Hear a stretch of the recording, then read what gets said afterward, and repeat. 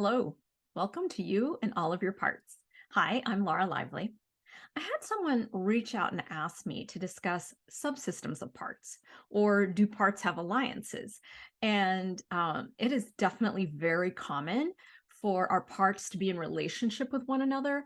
In some cases, they're bound together by their common interests or their common goals, such as parts that want you to exercise, and they'll tell you all the bazillion reasons that you should get off your butt and exercise, right? Like it's good for you, you'll feel better, and they're the ones that are having you put your gym clothes out in the morning, trying to get you to move, get off the couch, right? And there may be multiple parts involved there.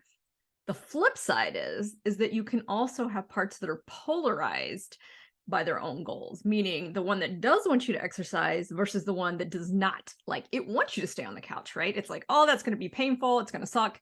You don't have time for that. Um, exercise is not for you. It's just a meat market at the gym. Don't do it, right? So there are definitely our parts can be in relationship with one another.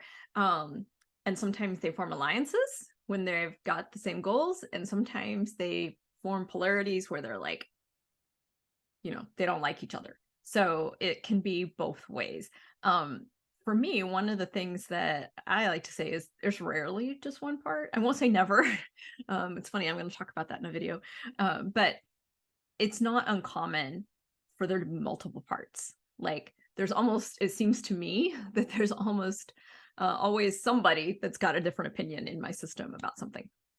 So, another question that came up is, are they aware of each other? And I would say yes, and. And like I mentioned, some of them are aware that there are multiple parts involved. Some of them like each other, some like we just talked about. Sometimes they dislike each other, and sometimes they have zero knowledge. Like they don't know. Even in a session, if we're working with a part, and we go to a polarized part and say, did you hear what that part said? No, they don't. So it's really interesting. You have to ask. So I thought I would kind of give you a concrete example of my own alcohol subsystem. So in my alcohol subsystem of my parts, I had a part that wanted to drink. And this particular part was male, and he appeared to me like a mechanic or a grease monkey.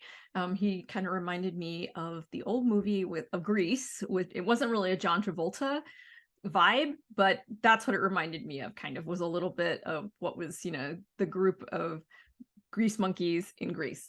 So he wanted to drink, and I found this part. He was funny, he was witty, he was charming. He was like super laid back and casual. But I also sensed that there were parts that had a lot of fear in this system, with good reason. I was most of the time high functioning alcoholic, but there was a lot of fear in the system as well, as would make sense. And so as I did my work with this subsystem, I went and found these little fearful parts. But I came to find out, if you would have asked me, I would have said they're scared of the drinking part, right? These guys over here are scared of that guy. I was so wrong. I was so wrong. And this is why, as my therapist is fond of saying, we ask, not assess, because we have smart parts that think they know what's happening in our system, and they often don't. And in this case, my smart parts had no idea what was actually happening in the system.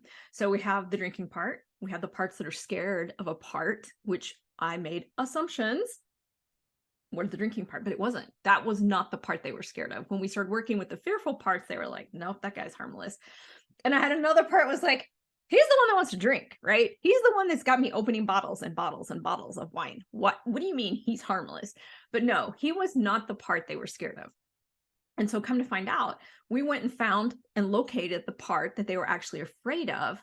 And that part actually carried the belief that if we healed the system, we could drink. So I'm just going to call it healed equals drinking for short. And so he believed that, also a male, he believed that if we healed the system, we could drink again. We could be like a quote normal person and we could drink again. And that created a lot of fear inside my subsystem. So I worked with as I'm working with my own IFS therapist and this little alcohol subsystem, I found myself blending with these fearful parts. Like, well, oh my God, does that mean if I heal this little system, I will drink again? And so she gently asked me a beautiful question that I hope we can add to your repertoire of questions when you're working with your parts. She said to me, Laura, Would self want to drink? And, one of the things we've talked about is that self has no agenda. Self has no agenda except to heal its parts.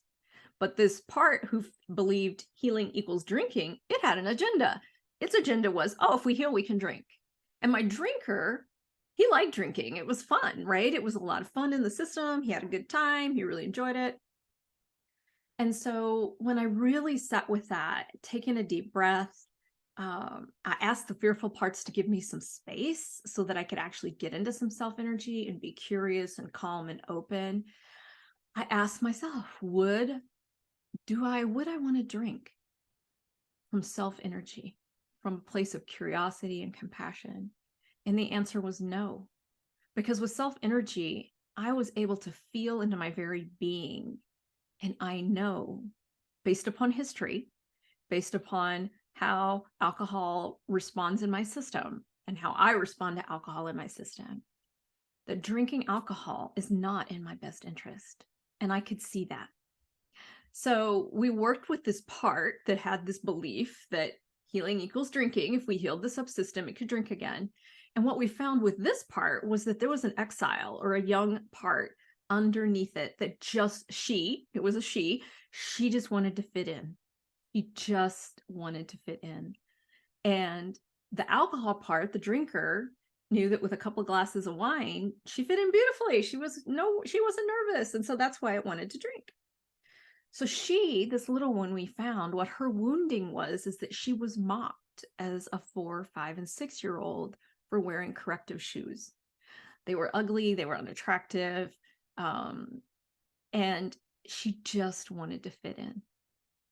So we healed her. And when we healed her, that freed up the part that had been protecting her, the part that believed healing equals drinking. And he was able to take on a completely different job in the system. And he basically wanted to take on the system of continuing our transformation through meditation and through our spiritual path. And that's the role he took on. And so that belief dissipated. He was able to give up that belief that healing equals drinking. The little one was able to get, frankly, a cute little pair of shoes. We were able to give her a new pair of shoes. They were so cute. And so it ended up releasing automatically all of that fear that had been sitting there in the system, which was kind of interesting. I'm going to go off on a tangent slightly. I'd never really had a clear access to those fearful parts. I just felt that fear like up in my chest and in my throat whenever the idea came up of, healing equals drinking. But all of that, those fearful parts, really no additional work was needed with them. And so interestingly, when we checked back with the drinking part, my little grease monkey, the part that liked drinking, we asked him, does he have a part he's protecting? I was curious, does he have an exile? And he said, no. He said, nope. And no additional work 2 years, over 2 years ago has been necessary with him. He is still a funny, snarky part of my system. And I always know when he's talking. I can just picture him as clear as day. So I hope that this example is helpful to you. Parts are often, but not always, in little subsystems. They can be there because they're working for a common goal or because they're loggerheads with each other and they're like fighting, some goal that you have. In my case, in my alcohol subsystem, there was the firefighter who was the drinking part. Whenever the little one would get activated, whenever she wasn't feeling like she fit in and she felt, he would jump up and give her a glass of wine, and it worked beautifully, right? Then there was the manager who was actually protecting her, the one that had this belief that he was able to release that healing equals drinking. Plus there were these kind of less defined fearful parts that just lived in my body anytime this idea of healing equals drinking comes up. And so those were able to spontaneously heal when we worked with them. And, candidly, there may be some work to do in the system, in that little alcohol subsystem. There may still be something left there, but I know for now and for the last 2 years, at the time of this recording anyway, it was a much happier and healed subsystem in my system of parts.